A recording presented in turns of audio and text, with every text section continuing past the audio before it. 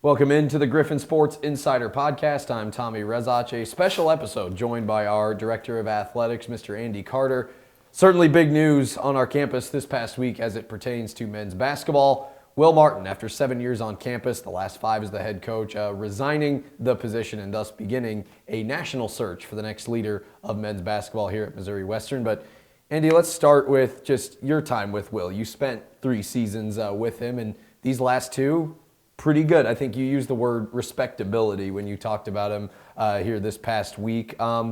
Just talk about what your experience was like working with him. I think anyone who's been around him, which probably makes this difficult, knows that very infectious energy, a very positive, uplifting guy, a very passionate, knowledgeable leader of young people. Just how would you describe your 3 seasons with him? Yeah, I think Will and I have a tremendous relationship that's born out of 30 to 60 minutes a week, one-on-one, since I arrived. Mm-hmm. I meet with him and get to really know him on a deeper level than just our jobs. And I think that the job that he did, taking over the program from Coach Wicks and then, getting us to a level where, hey, now there's an expectation, we're not going to be in the bottom of the league. We're going to make the tournament and all that. I think he did a great job. He and his staff did a great job at that. But I think that as you look at, where we are, we're just have kind of been 8, 9 over a 5-year period in the conference. Mm-hmm. And, expectations had changed. Mm-hmm. We just aspire to be a top team in this league and a regional appearance. And, he did a great work for us, no question. And my relationship with him is not different today than it was yesterday. Yeah. This is the business we're in, mm-hmm. And so appreciate everything that he did to move us where we are, and now we need we're getting on that work to find out who the next person's going to be, and they'll inherit those expectations. Yeah. And so it's exciting. It's yesterday's a tough day. Yeah. For everybody because of the love we have for Will and the person that he is and the man that he is and the value that he brought to not just the basketball program, but to our department and to our university. But as we sat down and had conversations throughout the last 2 years, we expected better. Sure. And this is where we are. Yeah. Well, you've talked about, now we look forward. The search is underway. I think in conversations I've had with Will, I hear a lot about we're close. How do we take that next step forward? How do we get to magic number 20 and getting back to the tournament? What qualities do you look for in this next head coach to get us to that next level? Yeah, there's a lot of things that are running, that run through my head that I'd like to say. But I think you'd like to have somebody who's done it. Yeah. We already have a pool that's growing very fast. Yeah.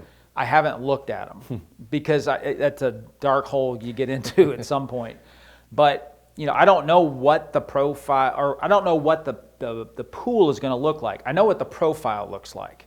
And it looks the same way when we did, a search for Tyler Fenwick. Yep. It looks the same when we did a search for, Ashton Feldhaus, for Jake Plocker. It's all the same, but those are all different searches, right? They end up taking on a life of their own, and I'll just say in the case of Coach Feldhaus is we said in our collective minds that we wanted a certain thing, but this is what materialized to be the best fit for us. Mm-hmm. And so that's what we're looking for, best fit for us that can get us to that next level where we're top 3 every year and we're in a regional tournament every year and rolling the dice at that level. There are no soft spots in our men's program outside of we had a losing record 4 years in a row in the conference. There are no soft spots that I got to fix. Yeah. High integrity, good academics, accountability across, those are all good. It's just we got to fix that part of where we are. Yeah, the intangibles, I would say that's a thing this program's done such a good job at. The community involvement. Fantastic. Yeah. I mean, fantastic. And kudos to Will. He did that. Yep. And he'll have that to carry with him wherever he goes. Like I said, my relationship's not different today just because of what happened tomorrow or happened yesterday. Mm-hmm. But at the same time, we're looking for somebody that has that ability to get us to the next level. Sure. Well, let's talk about this process. I know this always begins right away. You're working with collegiate consulting again, yeah? Yeah. So a lot of these things are based upon past relationships, and we did an RFP in this last year with the university for searches for all kinds of levels of things, and we put one out and said, hey, if we're looking for these positions, we'll likely want to use a search firm, and we listened to proposals from a lot of different places. And it made sense that collegiate consulting came out on top in that. Not that the other ones aren't good and that they don't do great work, but so I got to know Russell Wright, who runs collegiate consulting, and his team when I was hired. That's who the university used, and then we went right back to that with Tyler and with Ashton, and so there's a history there of they know how we want to do this, which is fairly quick, kind of on the down low, not a bunch of fanfare, and get somebody in here that can move us forward quickly. And we don't have 10 weeks to get this done. We got to move, and they understand our culture. Russell and President Kennedy have a relationship, so they understand each other. I feel very confident. Just even through the last day or so, we've been getting everything in order to get the position posted. That doesn't stop people from just emailing. So we're in that process, and by the end of today, that thing will be fully posted and we'll be fully immersed in that. And just briefly on that, obviously this is NCAA tournament time. Perhaps some of the most appealing candidates are still in their seasons. How does that affect this whole thing? It's an issue because you want to be respectful. They don't want to be distracted. We don't want to distract them. But we've already received, information from people who are in that position. Sure. And we'll just have to navigate it, And sometimes what that means is you wait a couple days and see what happens this weekend, and that might free up somebody to have a deeper conversation, or you get in the car or on a plane and you go somewhere where they're playing, so you can have a quicker conversation. So. All of these take on their own life, and it's kind of organic.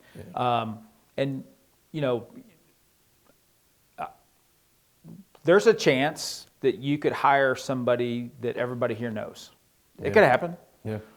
I'm not hiring somebody just because we know them, right? I'm hiring somebody because they're the best fit to take this program where it is today, embrace the expectations of we got to be better, and then get us there, and that's the criteria that we're working with. Well, you've talked about the process of this before, and I guess we can end with this. This will be your 8th coaching hire since you've been here. Is there anything you learned through these, like some common threads that give you some peace of mind, just give you some confidence? Like, hey, we've been here before, and in many cases, this has paid off. Well, number one, we've got a phenomenal team of people. Yeah. That when we get to the place where we're having a candidate come on campus to meet with people, they're going to be blown away by the service level, by the quality of people, by the facilities. We just have a lot to offer, and people know that, right? They know that because they can see it, but they may have been here before. They've kept an eye on it. So I think that gives me a tremendous comfort level. I'd say also at the top of that list is we just have unbelievable support from the president's office to get the right person, to do the right things to get the right person. And there are limitations that we just can't go beyond. We're not spending $1 million to get a basketball coach. Right. But within our competitive level, we're going to be ultra competitive in compensation, in assistant coaches, and and we already do a lot of that, right? So that gives you a lot of comfort. And then I think the last thing is that just experience, not just here, but I've done this quite a bit, and this is a situation where you can't have preconceived notions on what you think you're going to get or want. You have to let the process play out. Use people at the search firm, my basic knowledge of what we're looking for, and then you're probably going to make 50% more phone calls than you really want to, but that's the process. Because you never know where that Ashton Feldhaus is going to come. She wasn't in our initial list. Right. I didn't know her. She didn't apply. But we did some digging. We found, and then she was interested. And so you just have to let the process work to your favor, and you can't hijack it with you think you know everything or a preconceived notion about what this is going to look like in the end. Because I don't know. There's going to be enough high quality people that are interested that, if we just do our jobs the way we're supposed to, we'll get to that place. Well, yeah, you talk about coaches that we knew previously, Tyler Fenwick, Matt Thrasher, they fit that mold. Yep. Whereas someone like Nicole Thompson, Ashton, it's like, no, we didn't. But then you read about them and you're like, what? You're kind of blown away by what some of these people are doing. And I'll be honest with you, I get surprised. Yeah. Like Jake Plocker. Yeah. That's another good one, right? Yeah. I didn't know who he was. Yeah. But you use the process to kind of, that checks the box. That checks the box. That's what we're looking for. And then you feel like, in all of these processes, and I think as a young person, I would have said this, and I think a lot of people, hey, why don't you just pick out the one you want and just don't do the rest of this? Go hire that person. The process actually provides credibility. Right? I want somebody that will fight for this. I want somebody that comes in here and says, I can not only blow you guys out of the water with my ability to communicate and relationship build and win basketball games, but I can win this. This is the first competition they're going to have. And it is a competition. They may not know who they're competing with, but we're wanting to see the best of the best of the best. Because if you can't win this competition, you're probably not the right person to go win that competition. And so there is an excitement about it. Yeah. But it's a lot. I mean, the next 3 weeks it's full immersion, and but we're built for it, and we'll be fine. Yeah, we've been here before. That is for sure. So I would stress to Griff Nation, just be patient. It probably won't be all that long, but just be patient and keep it tuned to GoGriffins.com and Missouri Western Athletics on Facebook, X, and Instagram. All great sources to keep up with all the latest news going on around here. And we'll be introducing a new men's basketball coach before the year's out. So very exciting. Andy, thanks for the time as always. We'll see you in Pittsburgh for the NCAA tournament. Looking forward to it, Tommy. Thank you. For the time. Yeah.